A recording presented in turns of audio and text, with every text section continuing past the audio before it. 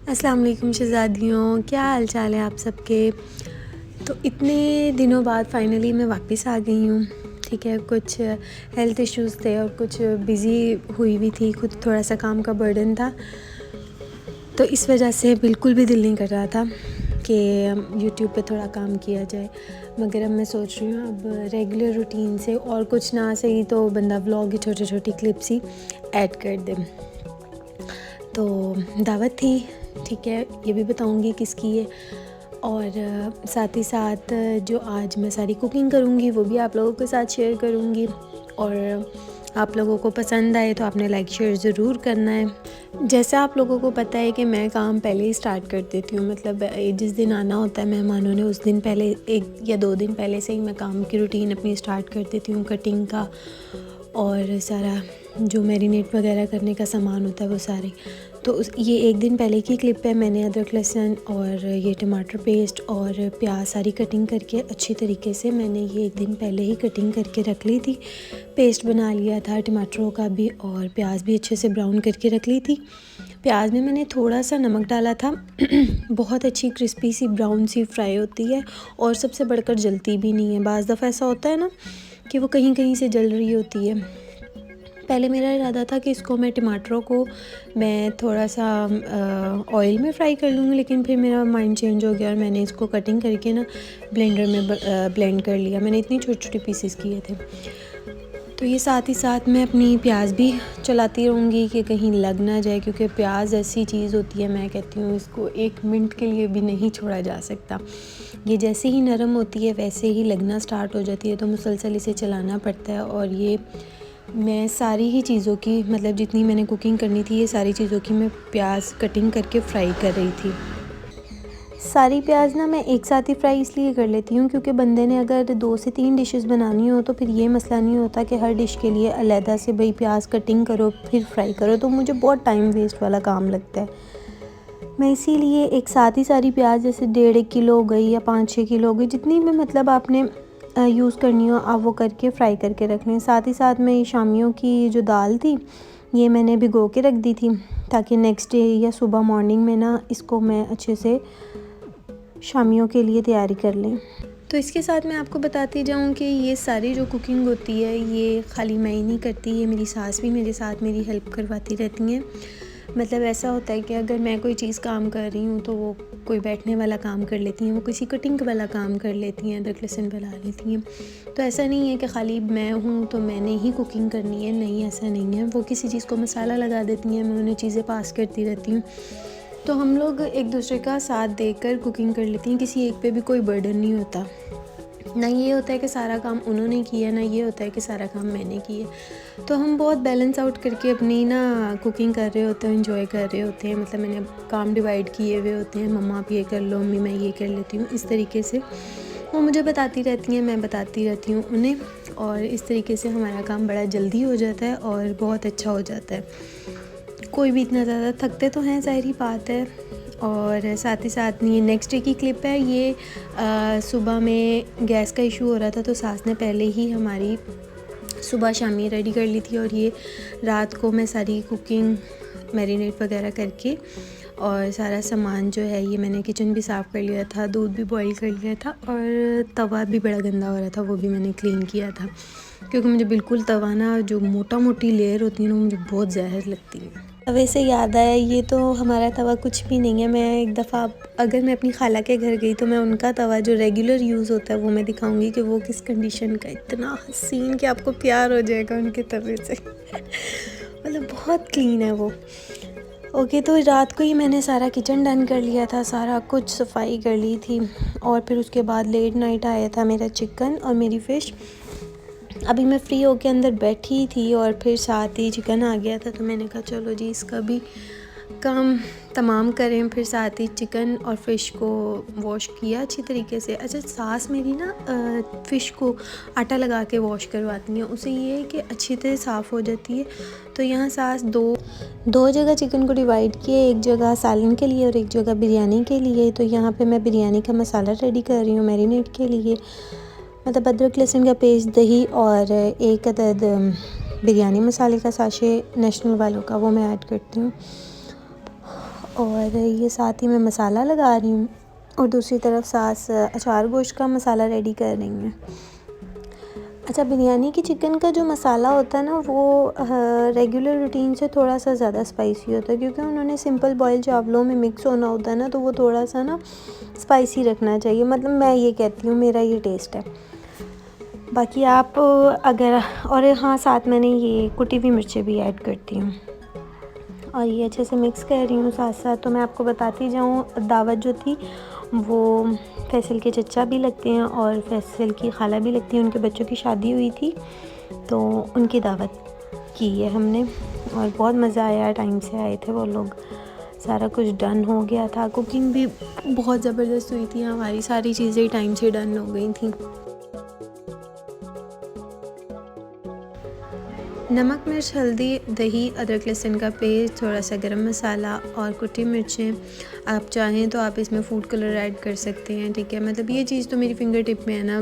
आप अपने चिकन को एक दिन पहले इसमें मैरिनेट करके रखें और नेक्स्ट डे आप उसको पकाएं और इतना मज़े का बनता है ना। और अच्छा, ऑयल का हिसाब इसमें थोड़ा सा ज़्यादा डलता है लगता है, मतलब 1 किलो में 1 कप ऑयल, ठीक है। आप उस हिसाब से देख लीजिएगा।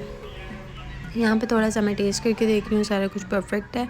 और यहाँ पे अम्मी जो है हमारी वो मसाला लगा रही हैं अचार गोश्त के लिए। अचार गोश्त मुझे बहुत पसंद है, मतलब सालन में मुझे अचार गोश्त इंतहा का पसंद है। तो यहाँ पे भी सेम ही सारी चीज़ें होंगी मसालों में, मगर इसका जो अचार गोश्त का नेशनल वालों का मसाला है वो हम नेक्स्ट डे जब हम लेमन या सिरके के साथ ऐड करके मिर्चों में भर के वो मसाला फिर दम से थोड़ी देर पहले कि बस मिर्चें हमारे अच्छे से गल जाएं, तब हमने ऐड करना है वो। और जो मसाला बचे वो आप सालन में ही ऐड कर दें। बहुत ज़बरदस्त खुशबू और बहुत ज़बरदस्त टेस्ट भी आता है। तो यहाँ पे अम्मी मसाला लगा रही हैं चीज़ों को।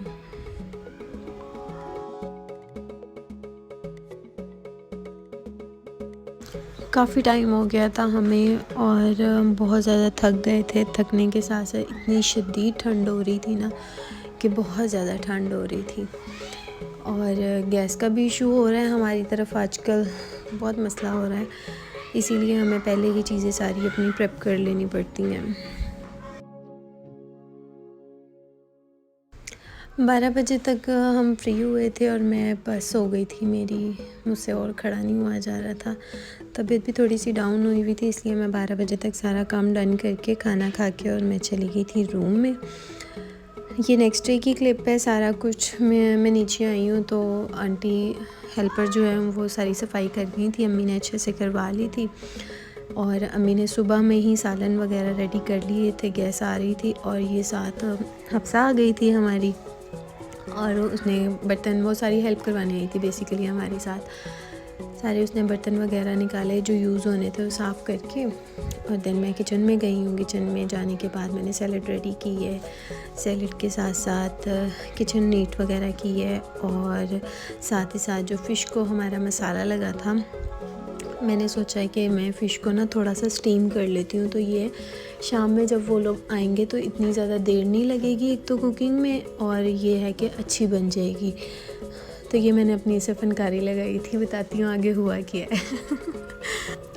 यहाँ तक तो बहुत ज़बरदस्त रहा था, सारा कुछ डन हमने रात को ही कर लिया था। बस सूप रह गया था और अम्मी ने सुबह ही में दोनों जो सालन थे वो रेडी कर लिए थे बिरयानी के लिए भी और अचार गोश्त का भी। सूप रेडी करने के बाद मैंने साथ ही साथ फ़िश को मैंने थोड़ा सा स्टीम कर लिया था।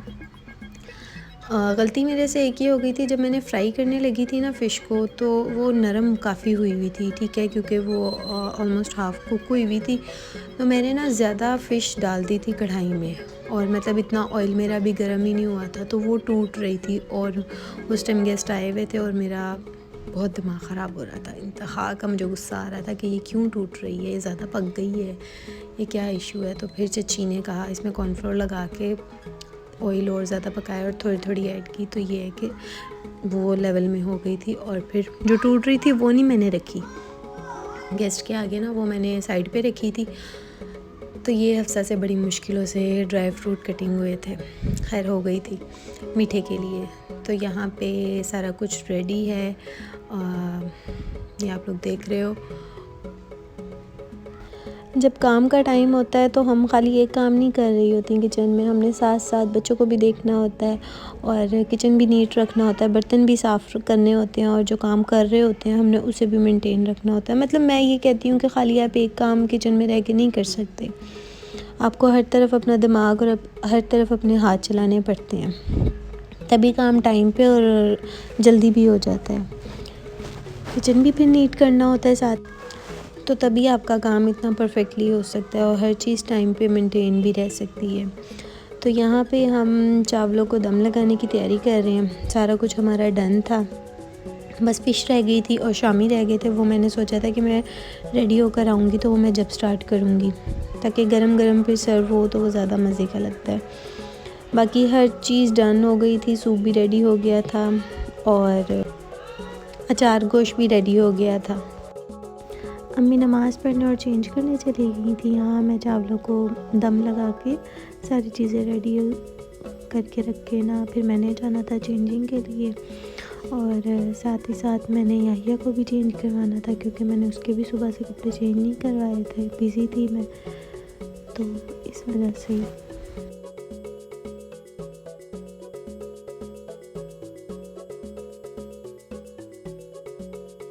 कपड़े शपड़े मैंने सबके पहले ही रेडी कर दिए थे, तो बस याहिया को ऊपर ला कर मैंने उसको चेंज वगैरह करवाया, अच्छे से फ्रेश किए और साथ ही साथ मैंने थोड़ी सी उससे लाड़ियाँ की हैं। और ये मेरा प्यारा हैंडसम बॉय, सिद्ध की मीठी सी शक्ल।